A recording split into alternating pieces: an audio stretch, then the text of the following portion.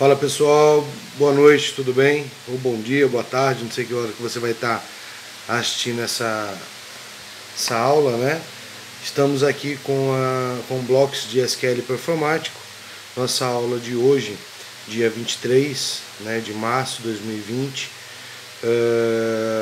em um formato um pouco diferenciado. Nós temos aí a ideia de que nós estamos nesse momento de isolamento social, então, dado aí a pandemia do Covid-19, então é importante que todos fiquem em suas casas, que todos se previnam aí, tá? Isso é muito importante. E, porém, nós não podemos deixar de ter as nossas aulas, nós não podemos deixar o nosso calendário aí ser prejudicado em virtude de várias atividades que nós temos pela frente. Então nós utilizamos do meio tecnológico para a gente poder dar continuidade aí ao nosso conteúdo. Como nas aulas presenciais, nós vamos estar falando um pouco, vamos estar discutindo sobre o tema e posteriormente a gente vai estar fazendo uma prática disso.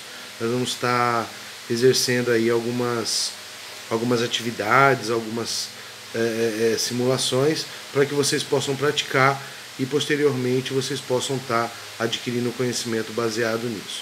O nosso assunto de hoje está relacionado com subconsultas do SQL e também nós vamos ver um pouco sobre as funções, né, do MySQL, do SQL, para que a gente possa estar praticando. Então eu vou estar fazendo na verdade uma breve revisão de todo o nosso conteúdo para que a gente não perca o que foi visto lá atrás, né? Até porque nós estamos chegando aí hoje na nossa sexta aula, nosso sexto encontro, então nós temos mais 2 encontros aí antes da nossa avaliação e é interessante que a gente faça aí uma grande revisão de tudo isso, que a gente fale um pouco sobre tudo e a gente acrescente aí novos conteúdos. Bom, então hoje como eu falei, nosso conteúdo vai ser sobre operadores lógicos, comandos relacionais, tá? E também vamos estar trabalhando aí com um pouquinho de subconsultas. Mas antes da gente chegar nas subconsultas ou chegar nos operadores lógicos, a gente vai falar e vamos lembrar um pouquinho sobre o que é o SGBDR. Né? Nós falamos isso lá no começo, que são sistemas gerenciadores de bancos de dados relacionais. É o que nós vemos trabalhando aí desde o princípio do nosso Blocks. E, na verdade, o que são os SGBDs?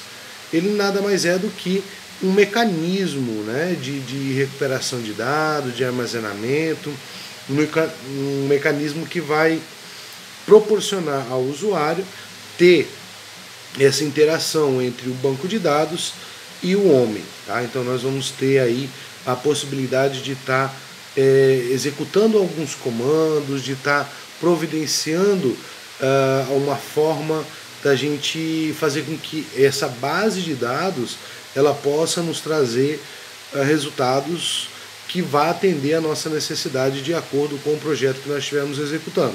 Então é muito importante que vocês dominem esses comandos, que vocês dominem essa interação desse banco, porque sem isso o teu sistema, o teu projeto, ele não vai ter um sentido, né? Então hoje a programação, a linguagem ela é importante, sim, ela é muito importante, ela que vai proporcionar ao usuário, né, a facilidade de executar alguma tarefa ou algum processo dentro do segmento dele. No entanto, para nós, desenvolvedores, nós temos que ter essa base, tá? Porque essa base é que vai ser responsável em armazenar esses dados, em consolidar todas essas informações que o teu cliente, que a tua empresa, ela necessita. Baseado nessas informações, nós temos que ter como que a gente vai tratar esses dados. E tudo isso é proporcionado por meio do SGBD. Então hoje nós temos aí uma infinidade de plataformas que vocês podem estar utilizando para armazenar tabelas, né, para armazenar dados, informações, até mesmo imagens, enfim. São vários tipos de aplicações que podem ser utilizadas e podem ser executadas por meio do SGBD. Beleza? Bom, dentro do SGBD nós temos aí a base de dados que são organizadas por meio de tabelas. Então essas tabelas elas vão conter campos específicos que vão determinar o tipo da tua base. Então vamos pensar lá o seguinte: nós temos uma coluna com nome, por exemplo, né? Nome, telefone, endereço desse cliente, uma tabela de clientes.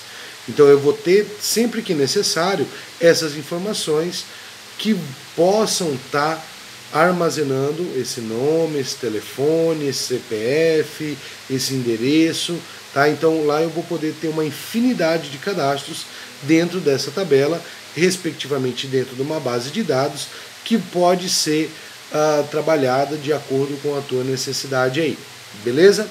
Bom, dentro dessa ideia, nós, falando a linguagem mais técnica, nós podemos falar o seguinte: cada registro que nós temos nessa base de dados, ela pode ser chamada também de tuplas. O que são essas tuplas? São colunas, são registros, tá?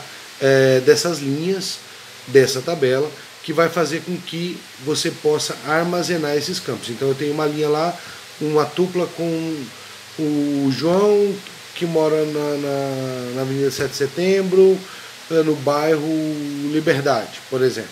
Tá? Então eu tenho aí um registro, ou eu tenho uma tupla, que é a mesma coisa, são nomes aí que você vai encontrar na literatura relacionado a isso daí. E cada coluna ela é responsável por um campo. Então nós temos as linhas, que são as tuplas, e eu tenho as colunas, que são chamadas de campos ou atributos, que vão o conjunto dessa linha, dessa tupla, com essa coluna, que é esse atributo ou esse campo, constitui então uma tabela, que aí o tamanho dela vai determinar da tua necessidade, vai ser determinado por meio da necessidade do cliente, vai ser determinado por N fatores que vão ser fundamentais nesse processo. Beleza? Bom, continuando aí, nós temos aí algo muito legal, tanto que a gente fala, antes da gente iniciar qualquer projeto, é muito importante que a gente trabalhe com a modelagem de dados.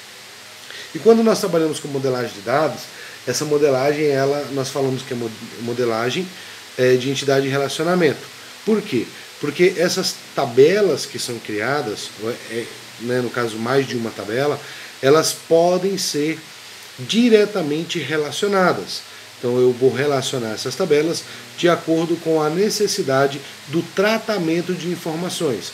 Obviamente, o que vai determinar esse relacionamento também é os encontros dessas informações, o cruzamento desses dados, que vai fazer com que eu tenha uma resposta muito mais rápida, muito mais segura e muito mais objetiva dentro do meu projeto. Tá? É importante a gente sempre lembrar, e vocês são sabedores disso, que cada tabela, ela obrigatoriamente tem que ter uma chave primária. Tá? Então eu posso não colocar uma chave primária? Posso. Até posso ter uma tabela sem a chave primária, ela vai permitir você criar, só que isso vai ser tratado de forma muito frágil lá na frente. Tá? Então eu vou ter uma entidade muito fraca quando eu não tenho essa chave primária. E o que é uma chave primária? Nada mais é do que uma identificação, é um CPF, né? Vamos colocar assim, da nossa tabela, da nossa tupla, aonde a gente vai encontrar aquele registro, e aquele registro ele vai ser único, baseado nessa chave primária. Tá? Alguns programadores, há um tempo atrás, eles registravam o CPF do cliente, ou CPF do usuário, como chave primária. Hoje isso não é mais tão utilizado, dado que nós temos outra opção para trabalhar com CPF, que é a Único, que é trabalhar com a Unic, né? Quando eu coloco, porque o CPF ele é único para cada indivíduo, e nós trabalhamos a chave primária como sendo uma referência única para aquela tupla, para aquela linha específica, para aquele registro específico, tá? Eu vou trabalhar com uma chave primária. Essa chave primária, por sua vez, uma vez que eu tenho duas tabelas que elas estão relacionadas, eu posso jogar essa chave primária para ela referenciar na segunda tabela. Só que ela deixa de ser chave primária na segunda tabela. Por quê? Porque ela vai importar dados da primeira, fazendo com que essa chave se torne uma chave estrangeira, tá? Ou uma foreign key, como é chamada, e a chave primária, primary key. Por isso que é determinado o FK ou PK. PK de primary key, que é a chave primária de uma tabela, e o FK de foreign key, que é uma chave estrangeira, ou também algumas literaturas aí, elas abordam como chave secundária, mas não deixa de ser a foreign key, que é a minha chave estrangeira. E essas chaves, elas vão fazer o relacionamento entre esses dados, onde eu vou poder estar importando informações de uma outra tabela associada especificamente a um ou mais campos dessa minha segunda tabela. Beleza, pessoal? Então ficou bem claro aí sobre os relacionamentos entre tabelas, né? Chave primária, chave estrangeira. Lembrando que isso é uma revisão do que nós já temos feito nas nossas aulas de todo dia, tá? A gente tem trabalhando aí bem gradativamente essa questão e nós vamos fazer na prática daqui a pouco. Eu vou estar postando um segundo vídeo para vocês, onde a gente vai estar fazendo isso tudo na prática. É importante que vocês assistam. Eu vou tentar não deixar esse vídeo tão grande para não ficar cansativo, tá? Mas é uma explicação bem básica aí. Mas voltando um pouquinho sobre a questão dos assuntos, né, que a gente tem trabalhado, hoje a gente identifica que existe uma dificuldade ainda relacionada aos comandos básicos do CRUD, né? Então nós temos lá o create, o read, o update e o delete, né, onde ele promove o CRUD. E nós sabemos que uma dos principais comandos que nós temos hoje no SQL, no MySQL, é o select. O select ele vai trazer para a gente resultados inimagináveis. Então nós temos trabalhado aí várias possibilidades desse select, trabalhando aí com inner join, trabalhando com where, trabalhando com order by, enfim, trabalhando com várias possibilidades de select. E no entanto nós temos também que nos preocupar com outros comandos, por exemplo, o alter table, o update, que são comandos que a gente não usa tão frequente quanto select, e essa falta de utilização faz com que a gente sinta dificuldade na hora que a gente for praticar. Então nós temos aí um exemplo para mim alterar uma tabela adicionando colunas. Então quando isso acontece, eu tenho que utilizar o alter table, faço referência à minha tabela, utilizo o comando add, que é de adicionar. Vou adicionar o quê? Vou adicionar uma coluna nessa minha tabela. Então eu faço o add column, então eu coloco o nome da minha coluna, o tipo de dados, né?